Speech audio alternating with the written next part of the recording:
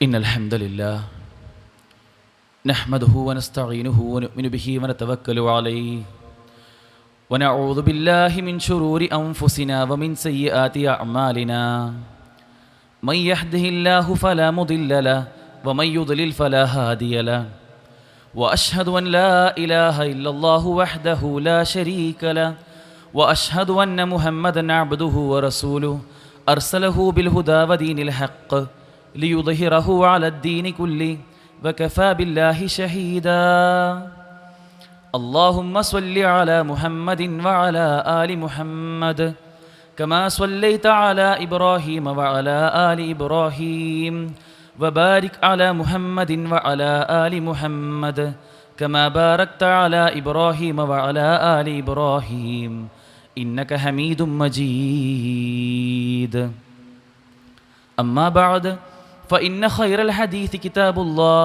وخير الهدي هدي محمد صلى الله عليه وسلم وشر الأمور محدثاتها وكل محدثة بدعة وكل بدعة ضلالة وكل ضلالة في النار أعوذ بالله من الشيطان الرجيم بسم الله الرحمن الرحيم يا أيها الذين آمنوا اتقوا الله حق تقاته ولا تموتن إلا وأنتم مسلمون يا أيها الناس اتقوا ربكم الذي خلقكم من نفس واحدة وخلق منها زوجها وبث منهما رجالا كثيرا ونساء واتقوا الله الذي تساءلون به والأرحام إن الله كان عليكم رقيبا يا أيها الذين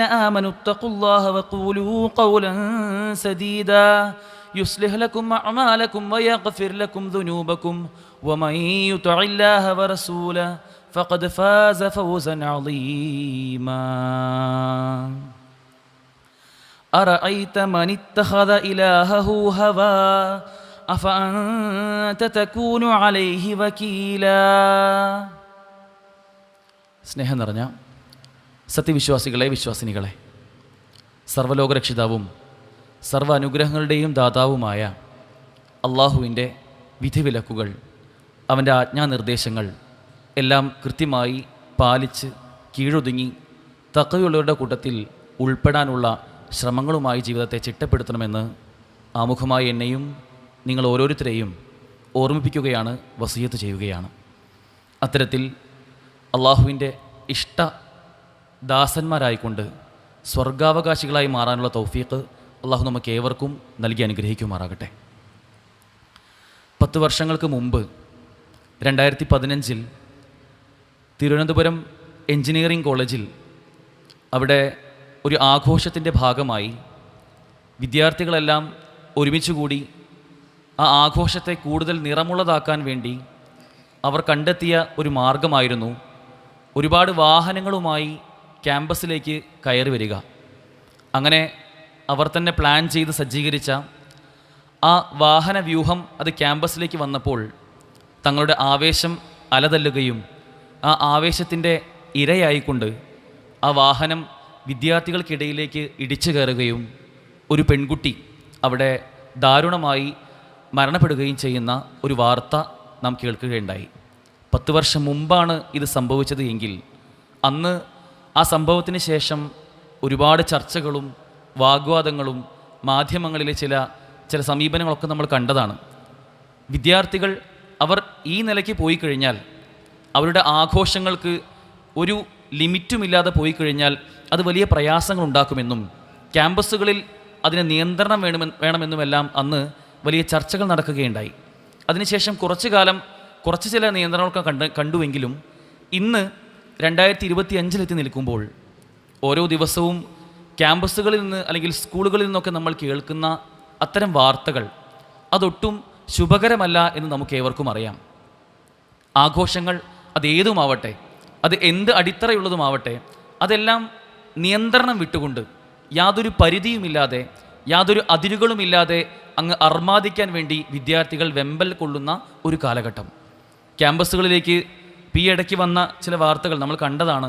KSRTC ബസ്സൊക്കെ വാടകയ്ക്ക് എടുത്തുകൊണ്ട് ആഘോഷം അത് കൂടുതൽ നിറമുള്ളതാക്കാൻ ശ്രമിക്കുന്ന, അല്ലെങ്കിൽ JCBയിൽ ക്യാമ്പസിലേക്ക് എൻട്രി ചെയ്തുകൊണ്ട് അത് വലിയ ഹീറോയിസമായി കാണുന്ന ചില കാഴ്ചകൾ, ഏറ്റവും ഒടുവിൽ ഹെലികോപ്റ്ററിൽ വരെ ക്യാമ്പസിലേക്ക് കയറി വരുന്ന, അങ്ങനെ തങ്ങളുടെ ഹീറോയിസം കാണിക്കാനും ഷോ ഓഫ് കാണിക്കാനുമൊക്കെ വിദ്യാർത്ഥികൾ മാറുന്നൊരു സാഹചര്യം നമ്മൾ കാണുന്നുണ്ട്. ഇത് വേറെ എവിടെയെങ്കിലുമൊക്കെ ഉള്ള വാർത്തയല്ല ഈ പറയുന്നത്. നമ്മുടെയൊക്കെ ഏറ്റവും അടുത്തുള്ള പരിസരത്തുള്ള ചില ക്യാമ്പസുകളിൽ അല്ലെങ്കിൽ കലാലയങ്ങളിൽ നടന്നു വരുന്ന ചില നേർക്കാഴ്ചകളാണ്. യഥാർത്ഥത്തിൽ വിദ്യാർത്ഥികളെ സംബന്ധിച്ചിടത്തോളം, പുതിയ തലമുറയെ സംബന്ധിച്ചിടത്തോളം എന്തുമേതും ആഘോഷിക്കാനുള്ള, അത് ഏറ്റവും അധികമായി അമിതമായി ആസ്വദിക്കാനുള്ള ഒരു ത്വരയാണ് പലപ്പോഴും ഇത്തരം വിഷയങ്ങളിലേക്ക് അവരെ കൊണ്ടെത്തിക്കുന്നത്. ആഘോഷങ്ങളുടെ എല്ലാവിധ സാധ്യതകളും അവർ ഇന്ന് അന്വേഷിച്ചുകൊണ്ടേയിരിക്കുകയാണ്. അത്തരം ആഘോഷങ്ങളിൽ ഞാൻ ഏറ്റവും മുമ്പിലുണ്ടാകും, ഞാനാണ് അതിൽ ഒന്നാമതായി ഉണ്ടാവുക എന്ന് പറയത്തക്ക രൂപത്തിലേക്ക് മുസ്ലിം വിദ്യാർത്ഥികൾ വരെ മാറുന്ന ഒരു സാഹചര്യം. വിവാഹമാകട്ടെ, വിവാഹം ഓരോ വർഷവും കഴിഞ്ഞ് അതിൻ്റെ വാർഷികങ്ങളാവട്ടെ, ഇനി ഇത് മാറ്റി നിർത്തി ചെറിയ കുട്ടികളിലേക്ക് വന്നു കഴിഞ്ഞാൽ സ്കൂളിൽ ആ കുട്ടിയെ ചേർത്തുന്നത് മുതൽ അതിൻ്റെ ഏറ്റവും ആദ്യത്തെ ദിവസം തന്നെ പ്രവേശനോത്സവം ഉണ്ടാകും. അതുപോലും ഉത്സവമാക്കി DJ-യുടെ അകമ്പടിയോടുകൂടി കുട്ടികളെ വരവേൽക്കുന്നൊരു സാഹചര്യം. ആ സ്കൂളിൽ പ്രവേശിച്ച് സ്കൂളിൽ നിന്ന് തിരിച്ചു പോകുന്ന ഏറ്റവും അവസാനത്തെ ഫെയർവെൽ ദിനത്തിൽ പോലും കുട്ടികൾ വീണ്ടും അമിതമായി അർമാദിക്കുന്ന പല പ്രശ്നങ്ങളും നമ്മൾ കണ്ടുവരുന്ന ഒരു സാഹചര്യം. ഒരു സ്കൂൾ വിദ്യാർത്ഥിയുടെ തുടക്കം മുതൽ ഒടുക്കം വരെ ഇത്തരത്തിൽ ആഘോഷങ്ങളുമായി ബന്ധിക്കപ്പെട്ടുകൊണ്ടാണ് അവൻ മുന്നോട്ട് പോകുന്നത്. ക്യാമ്പസുകളിലും ചിത്രങ്ങൾ വ്യത്യസ്തമല്ല.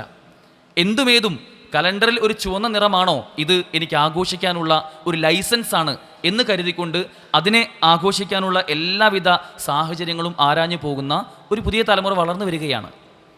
യഥാർത്ഥത്തിൽ ഇത്തരം ചിന്തകൾ, ഇത്തരം ആഘോഷങ്ങൾ അവരെ എത്തിക്കുന്ന ചില അപകടങ്ങളെപ്പറ്റി ഇന്നൊരു പക്ഷേ അവർ ആലോചിച്ചില്ല എങ്കിലും ഭാവിയിൽ അതിൻ്റെ പ്രത്യാഘാതങ്ങൾ ഞാനും നിങ്ങളും അടങ്ങുന്ന ഈ സമൂഹം അനുഭവിക്കാനുള്ളതാണ്.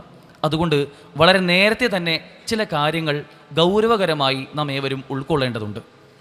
ഏത് ആഘോഷമാവട്ടെ, എന്തനുഷ്ഠാനമാവട്ടെ, എന്തെല്ലാം ആചാരങ്ങളാവട്ടെ, അതെല്ലാം അടിച്ചു പൊളിക്കണമെന്ന ചിന്തയിൽ സ്വാഭാവികമായും എല്ലാവിധ അനിസ്ലാമികതകളും കടന്നു വരും എന്നതൊരു യാഥാർത്ഥ്യമാണ്. നിങ്ങൾ ആലോചിച്ച് നോക്കൂ, ഏത് ആഘോഷങ്ങളും ഇന്ന് ഭക്ഷണം അതിൻ്റെ ഒരു മൂലഘടകമാണ്. ഭക്ഷണം, അവർക്ക് ഇഷ്ടമുള്ള ഭക്ഷണം എല്ലാം വാങ്ങുന്ന, കേക്കുകൾ വാങ്ങി ആ ഭക്ഷണത്തിന് യാതൊരു വിലയും കൽപ്പിക്കാത്ത രൂപത്തിലുള്ള ഒരു സമീപനം കാണുന്നുണ്ട്. ഈ ആഘോഷങ്ങൾ അത് കൂടുതൽ കളർഫുൾ ആക്കാൻ വേണ്ടി സ്വാഭാവികമായും മ്യൂസിക് വേണ്ടി വരും. ഇസ്ലാം ഹറാമാക്കിയ മറ്റു പലതും അതിൻ്റെ കൂടെ വരും. DJ പാർട്ടികൾ ഉണ്ടാവും. ഇങ്ങനെ തുടങ്ങി നിസ്സാരമായി കാണുന്ന പലതും, അതിലേക്ക് പോലും ഇസ്ലാമികമല്ലാത്ത പലതും കടന്നു വരുന്ന ഒരു കാഴ്ച. ലഹരികൾ, പലപ്പോഴും പുതിയ തലമുറയിലെ വിദ്യാർത്ഥികൾ ആദ്യമായി ലഹരി നുണയുന്ന ചില സാഹചര്യങ്ങൾ പോലും ഇത്തരം ആഘോഷങ്ങളാണ് എന്ന് ഞാനും നിങ്ങളും അടങ്ങുന്ന പ്രബുദ്ധരായ നമുക്ക് ഏവർക്കും അറിയാം. എന്നിട്ട് പോലും ഒരു നിയന്ത്രണവുമില്ലാതെ ഇത് മുന്നോട്ട് പോകുമ്പോൾ എന്തുകൊണ്ടാണ് ഇത്തരം ചിന്താഗതി അവരുടെ മനസ്സിലേക്ക് വരുന്നത് എന്ന് നമ്മൾ ആലോചിച്ച് നോക്കേണ്ടതുണ്ട്. എന്തുണ്ടെങ്കിലും പരമാവധി അടിച്ചു പൊളിക്കുക, പരമാവധി എൻജോയ് ചെയ്യുക എന്ന ഒരു തോന്നൽ മനസ്സിലേക്ക് വന്നു കഴിഞ്ഞാൽ പിന്നെ ലഹരി ഒരു പ്രശ്നമല്ല. ആ ലഹരിയിലൂടെ തനിക്കൊരു ആസ്വാദനമുണ്ട് എന്ന് കണ്ടു കഴിഞ്ഞാൽ അതൊരു പ്രശ്നമാവില്ല.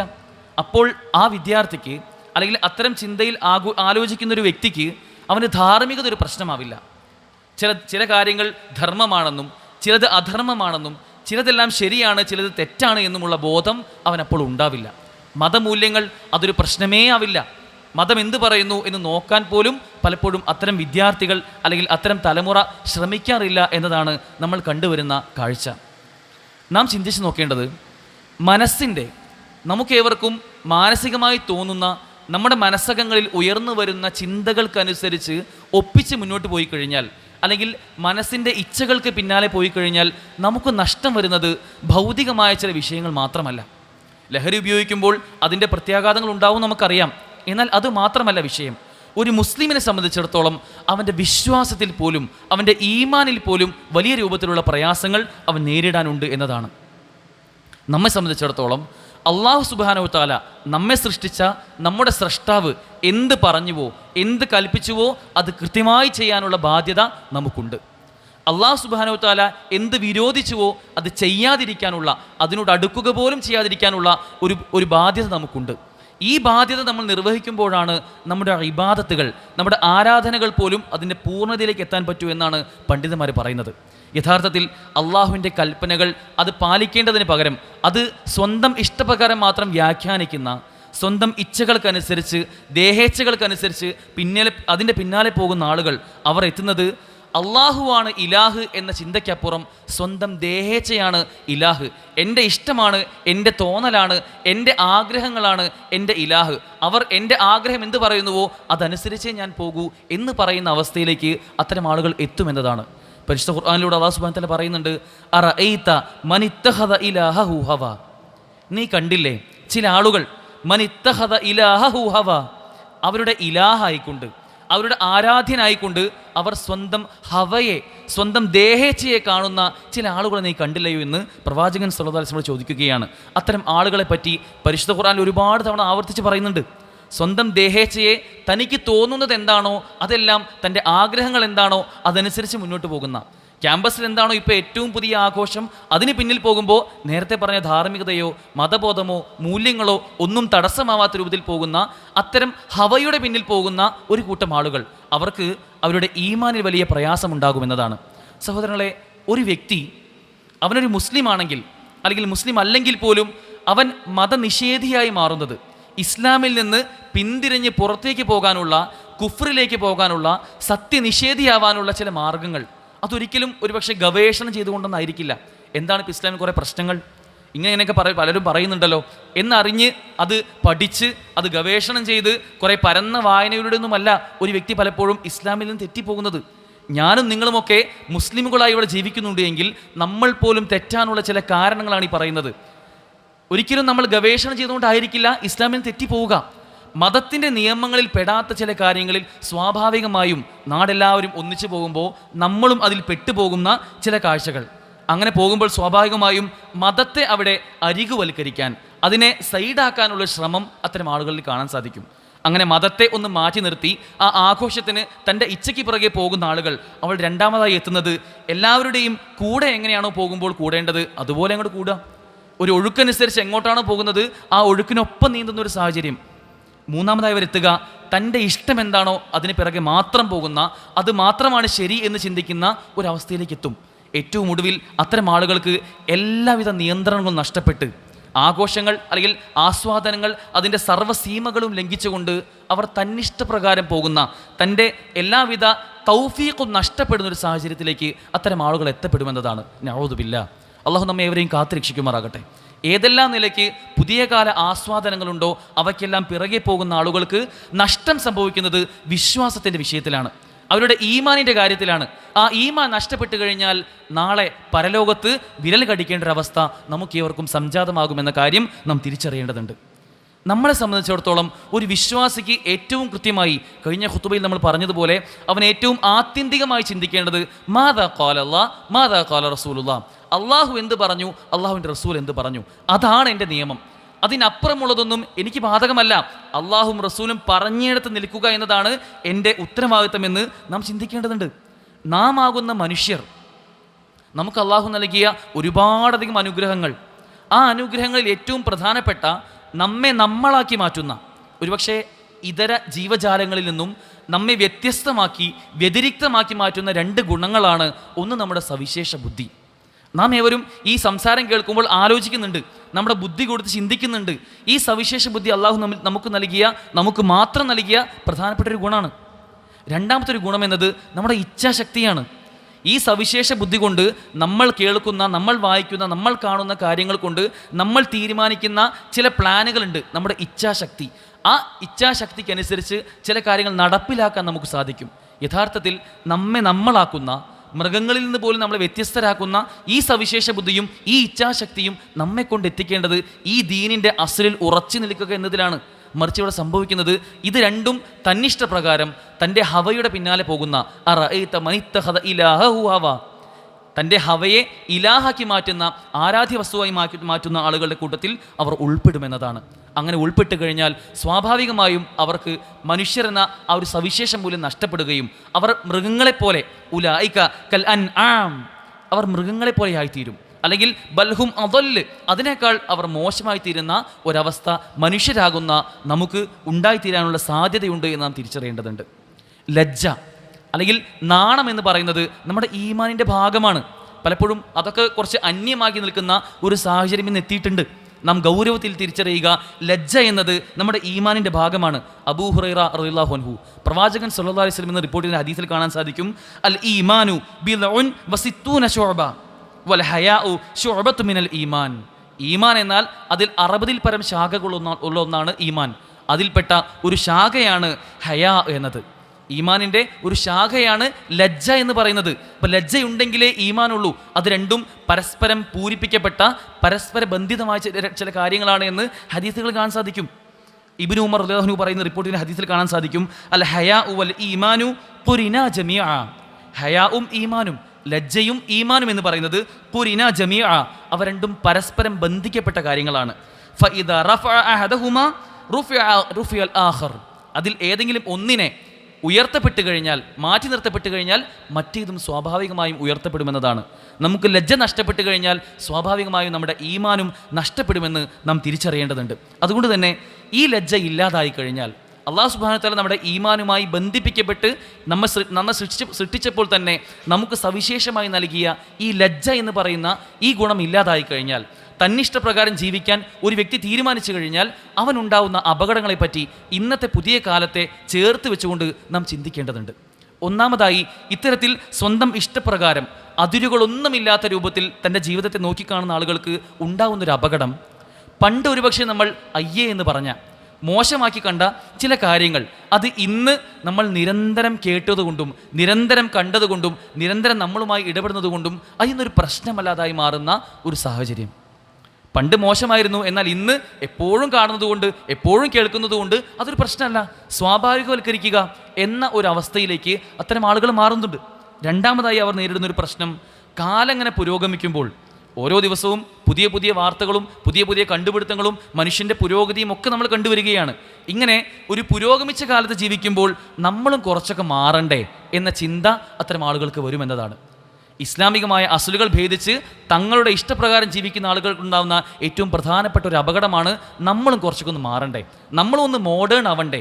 മതം ഇത് പണ്ട് 1400 വർഷങ്ങൾക്ക് മുമ്പ് ഇറങ്ങിയ പൂർത്തീകരിച്ച ഈ മതം ഇന്നും അതുപോലെ തന്നെ പിടിച്ചു വെക്കേണ്ടതുണ്ടോ, കുറച്ചൊക്കെ ഒരു വെള്ളം ചേർത്തൂടെ എന്ന് പറയുന്ന ഒരവസ്ഥയിലേക്ക് അത്തരം ആളുകൾ എത്തുമെന്നതാണ് രണ്ടാമത്തെ ഒരു അപകടം. മൂന്നാമതായിക്കൊണ്ട് ഒരു സാംസ്കാരികമായ അധിനിവേശം അത്തരം ആളുകളെ വേട്ടയാടുമെന്നതാണ്. പ്രിയമുള്ളവരെ, നമ്മുടെ സമൂഹം ഒരു ബഹുസ്വര സമൂഹമാണ്. ഇവിടെ ഓരോരുത്തർക്കും അവരുടേതായ ആചാരങ്ങളുണ്ട്, അനുഷ്ഠാനങ്ങളുണ്ട്, അവരുടേതായ ആഘോഷങ്ങളുണ്ട്. സ്വാഭാവികമായും അത്തരം അനുഷ്ഠാനങ്ങളിൽ ഒരു മുസ്ലിമിനെ സംബന്ധിച്ചിടത്തോളം അവന് ചില നിയന്ത്രണങ്ങളുണ്ട്. അവൻ്റെ മതം പറയുന്ന, അവൻ്റെ സ്രഷ്ടാവ് അവന് മുന്നോട്ട് വെച്ച ചില നിയമസംഹിതകളുണ്ട്. അതിൽ ഉറച്ചു നിൽക്കാൻ അവൻ ബാധ്യസ്ഥനാണ്. എല്ലാവരും എങ്ങനെ പോകുന്നുവോ അതനുസരിച്ച് തന്നെ പോകേണ്ടവനല്ല ഒരു മുസ്ലിം. അവൻ്റെ വിശ്വാസമാണ് ഏറ്റവും പ്രധാനമായി മുന്നിലുണ്ടാവുക. പൊതുബോധമല്ല ഒരു മുസ്ലിമിനെ നയിക്കുക, മറിച്ച് മതബോധമാണ്.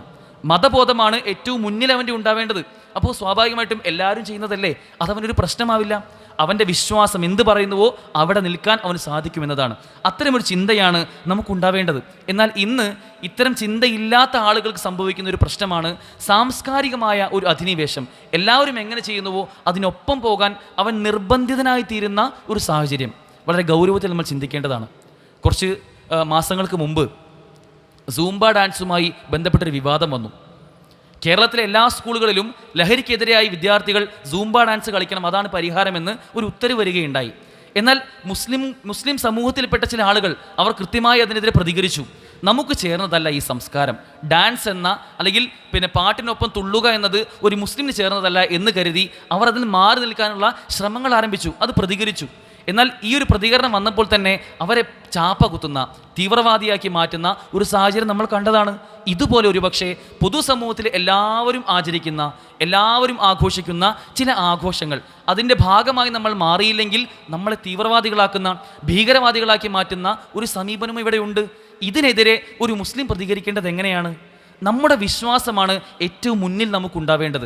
അവിടെ ആ വിശ്വാസത്തെ സ്നേഹത്തോടെ, നമ്മുടെ ഒരു ഊർജ്ജത്തോടു കൂടി നമ്മൾ ഏറ്റവും കൃത്യമായി കാത്തു സൂക്ഷിച്ച് ആ വിശ്വാസേതരമായ മറ്റുള്ള ആഘോഷങ്ങളോട് സമരസപ്പെടാതെ നമ്മുടെ വിശ്വാസത്തിൽ ഉറച്ചു നിൽക്കുന്ന ഒരു സമീപനമാണ് നമുക്ക് ഏവർക്കും ഉണ്ടാവേണ്ടത്. ഈ ഒരു സമീപനം ഇന്ന് നമ്മൾ സ്വീകരിച്ചില്ല എങ്കിൽ സ്വാഭാവികമായും കാലം മുന്നോട്ട് തന്നെ പോകുമ്പോൾ നമ്മളും അതനുസരിച്ച് ഇഴകിച്ചേരുന്ന ഒരവസ്ഥ നമുക്കുണ്ടാവും. അത് നമ്മുടെ ഈമാനിനെ, നമ്മുടെ വിശ്വാസത്തെ ബാധിക്കുമെന്ന ഒരു തിരിച്ചറിവ് നമുക്ക് ഏവർക്കും ഉണ്ടാവേണ്ടതുണ്ട്. പ്രിയമുള്ളവരെ, ഇങ്ങനെ മുന്നോട്ട് പോയി കഴിഞ്ഞാൽ സ്വാഭാവികമായും പുതിയ കാല ആചാരങ്ങളും അനുഷ്ഠാനങ്ങളും അനാചാരങ്ങളുമൊക്കെ നമ്മുടെ അടുക്കലേക്ക് വരാനുള്ള സാധ്യതയും നാം നോക്കിക്കാണേണ്ടതുണ്ട്. ഇന്ന് വിവാഹം എന്നത് നിങ്ങൾ ആലോചിച്ച് നോക്കൂ. വിവാഹം എന്നാൽ അതൊരു കരാറാണ്. മീസാഖൻ ഖലീല, ശക്തമായൊരു ഉടമ്പടിയാണ് വിവാഹത്തിലൂടെ ഉണ്ടാവേണ്ടതെന്ന് പരിശുദ്ധ ഖുർആനിലൂടെ നമുക്ക് കാണാൻ സാധിക്കും. ആ വിവാഹത്തെ ഇന്ന് എന്തെല്ലാം തരത്തിലുള്ള ആഭാസങ്ങളായിക്കൊണ്ടാണ്, അനാചാരങ്ങൾ ഉൾപ്പെടുത്തിക്കൊണ്ടാണ് നമ്മൾ നോക്കിക്കാണുന്നത്. പുതിയ സമൂഹം, മുസ്ലിം സമൂഹത്തിൽ പോലും വിവാഹത്തിൻ്റെ 1-2 മാസങ്ങൾക്ക് മുമ്പ് തന്നെ ആരംഭിക്കുന്നുണ്ട് പുതിയ ആചാരങ്ങൾ, അനാചാരങ്ങൾ, അനുഷ്ഠാനങ്ങൾ. അവരെല്ലാം ചെയ്യുന്നത് ഇതെല്ലാം എല്ലാവരിലും സാർവത്രികമായതുകൊണ്ട് തന്നെ നമ്മളും അങ്ങനെ ചെയ്താലേ ഇതൊരു വിവാഹമാകൂ എന്നൊരു രൂപത്തിലേക്ക് അവരുടെ ചിന്താഗതി മാറുന്ന ഒരു കാഴ്ചപ്പാടിൽ നമുക്ക് യഥാർത്ഥത്തിൽ വലിയ ഉത്തരവാദിത്തങ്ങളുണ്ട് എന്ന് തിരിച്ചറിയേണ്ടതുണ്ട്. നാം ആകുന്ന ഒരു മുസ്ലിം യുവാവിന്, മുസ്ലിം യുവതിക്ക് നമുക്ക് ചെയ്യാനുള്ള വലിയ ബാധ്യതകൾ ഒഴുക്കിനെതിരെ നീന്തുക എന്നതാണ്. സമൂഹം എല്ലാവരും ഒരു കാര്യം ശരിയെന്ന് ചിന്തിച്ചു പോകുമ്പോൾ അത് തെറ്റാണെന്ന് ബോധ്യമുണ്ടെങ്കിൽ അതിനെതിരെ സഞ്ചരിക്കാൻ, അതിനെതിരെ പ്രതികരിക്കാൻ നമുക്ക് സാധിക്കേണ്ടതുണ്ട്. കാരണം നമ്മളെ മറ്റുള്ളവരിൽ നിന്ന് വ്യത്യസ്തമാക്കുന്നത് നാം ഈ ലോകം ഇത് നശ്വരമാണെന്ന് വിശ്വസിക്കുന്ന ആളുകളാണ്. നമ്മെ സംബന്ധിച്ചിടത്തോളം നമ്മൾ പാലിക്കുന്ന വിശ്വാസം, ഇതുകൊണ്ട് നമുക്ക് പോകാനുള്ളത് നാളെ നമ്മുടെ മരണശേഷമുള്ള പരലോക ജീവിതത്തിലേക്കാണ്. ആ പരലോകം അത് സത്യമാണ്. അൽ ജന്നത്തു ഹഖ്കുൻ വന്നാറു ഹഖ്കുൻ എന്ന് വിശ്വസിക്കുന്ന, സ്വർഗവും നരകവും സത്യമാണെന്ന് വിശ്വസിക്കുന്ന ആളുകൾക്ക് സ്വാഭാവികമായും ഈ ദുനിയാവിലുള്ള ചില കാര്യങ്ങൾ, ചില നിയന്ത്രണങ്ങൾ അതവർക്ക് ബാധകമായിരിക്കും. ആ നിയന്ത്രണങ്ങൾ പാലിക്കുമ്പോൾ ഒരു വിശ്വാസിയെ സംബന്ധിച്ചിടത്തോളം അതിൽ ഒരു പ്രയാസവും ഒരു പ്രശ്നവും അവൻ ഉണ്ടാവുകയില്ല എന്നതാണ്. അത്തരത്തിൽ നമ്മുടെ വിശ്വാസത്തെ ഉയർത്താൻ നമുക്ക് സാധിക്കണം. സഹോദരങ്ങളെ, ചരിത്രത്തിൽ ഒരുപാട് ഉദാഹരണങ്ങൾ കാണാൻ സാധിക്കും.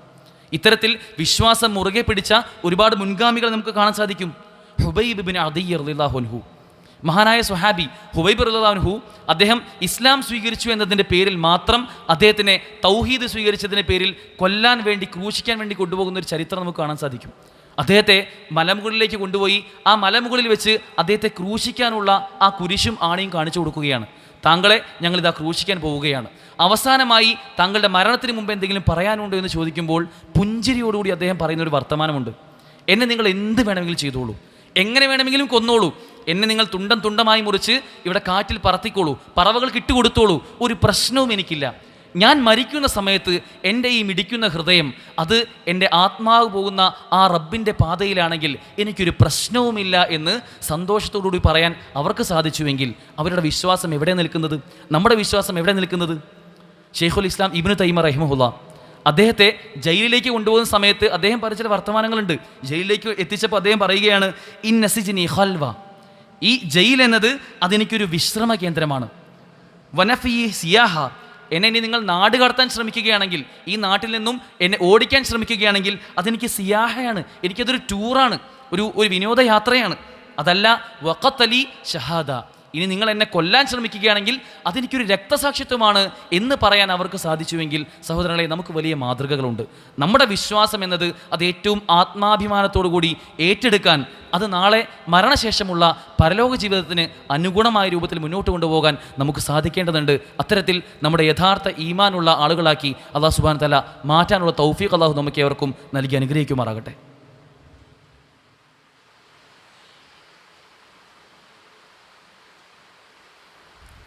അൽഹംദുലില്ലാ, അസ്സലാത്തു വസ്സലാമു അലാ റസൂലില്ലാ വഅലാ ആലിഹി വസഹബി അജ്മഈൻ, അമ്മാ ബഅദ്.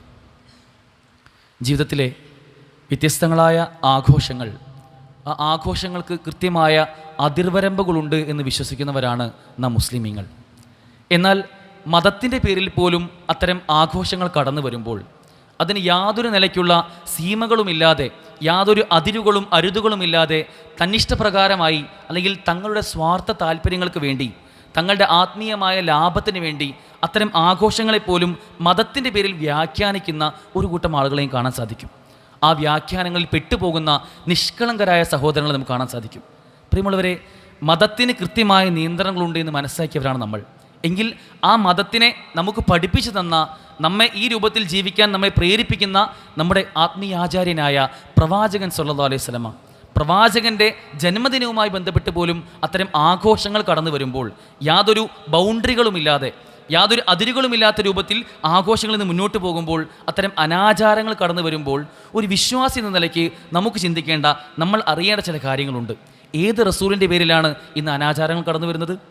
നമ്മെ എങ്ങനെ ജീവിക്കണമെന്ന് പഠിപ്പിച്ച, എന്താണ് ഹറാം എന്താണ് ഹലാൽ എന്ന് പഠിപ്പിച്ച പ്രവാചകൻ സല്ലല്ലാഹു അലൈഹി വസല്ലമയുടെ ആജ്ഞാനിർദ്ദേശങ്ങളെല്ലാം, കൽപ്പനാ നിരോധനങ്ങളെല്ലാം കൃത്യമായ ജീവിതത്തിൽ പകർത്തുന്ന, പ്രവാചകൻ സല്ലല്ലാഹു അലൈഹി വസല്ലമയുടെ മൗനാനുവാദങ്ങൾ പോലും, പ്രവാചകൻ്റെ മിണ്ടാതിരിക്കുന്ന സമയങ്ങൾ പോലും കൃത്യമായി രേഖപ്പെടുത്തി അതുപോലും ജീവിതത്തിൽ അപ്പടി പ്രാവർത്തികമാക്കാൻ ശ്രമിക്കുന്ന നമ്മൾ മുസ്ലിം സമുദായം പോലും പ്രവാചകൻ്റെ പേരിൽ ഒരു അനാചാരത്തിലേക്ക് എത്തുക എന്നത് അത്യന്തം അപകടകരമാണ്.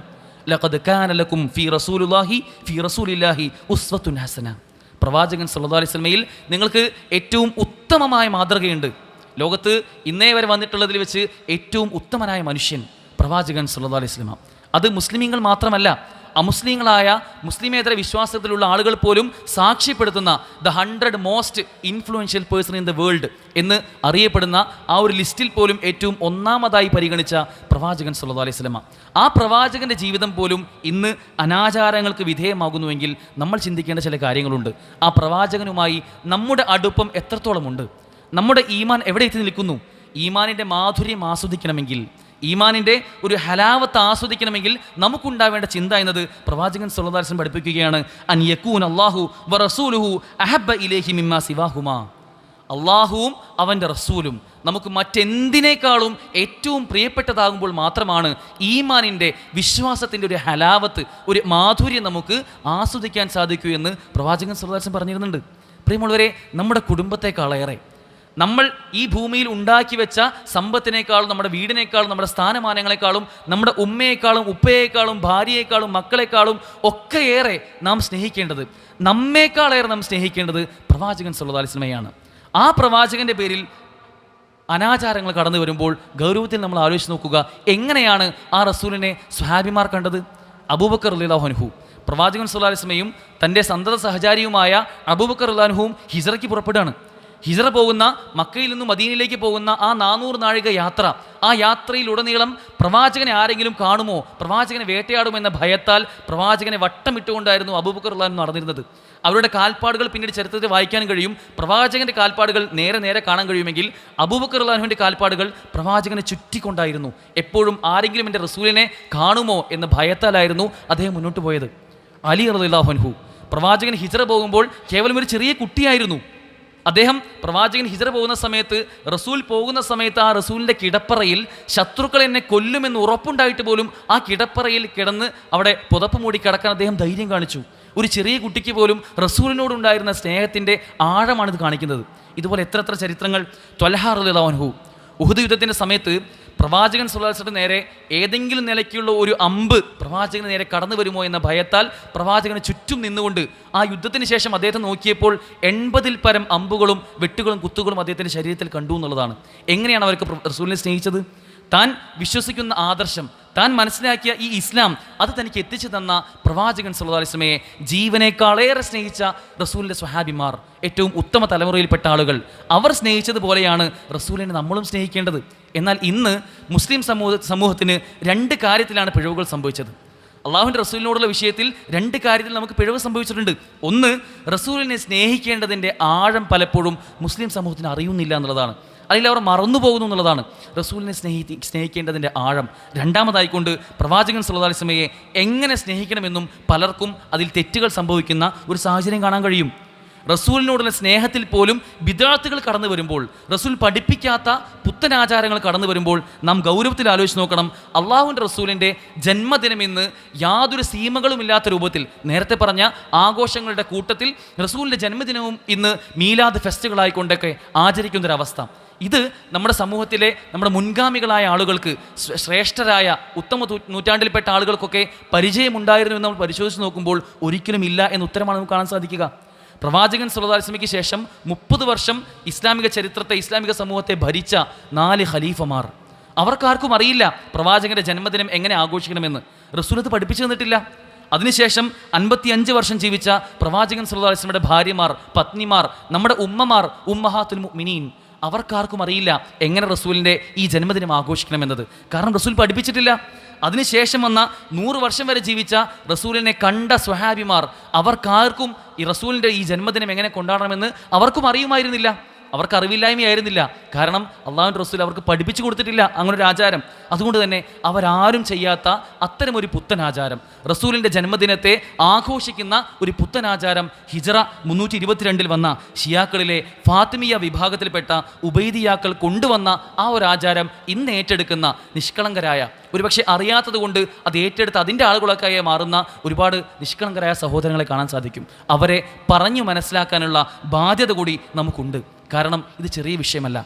അള്ളാഹുവിൻ്റെ റസൂലിന് ശേഷം ദീനിൽ എന്തെങ്കിലും പുതിയതായി കൊണ്ടുവരിക എന്നത് അത് ബിദ്അത്താണ്, അത് പുത്തനാചാരമാണ്, അതെല്ലാം തള്ളപ്പെടേണ്ടതാണ് എന്ന് കൃത്യമായി ബോധ്യമുള്ളവരാണ് നമ്മൾ. ഓരോ ഖുതുബയിലും തുടക്കത്തിൽ പറയുന്ന വകുല്ല മുഹ്ദസത്തിൻ ബിദ്അ വകുല്ല ബിദ്അത്തിൻ ളലാല വകുല്ല ളലാലത്തിൻ ഫിന്നാർ, എല്ലാ പുത്തനാചാരങ്ങളും ബിദ്അത്താണ്.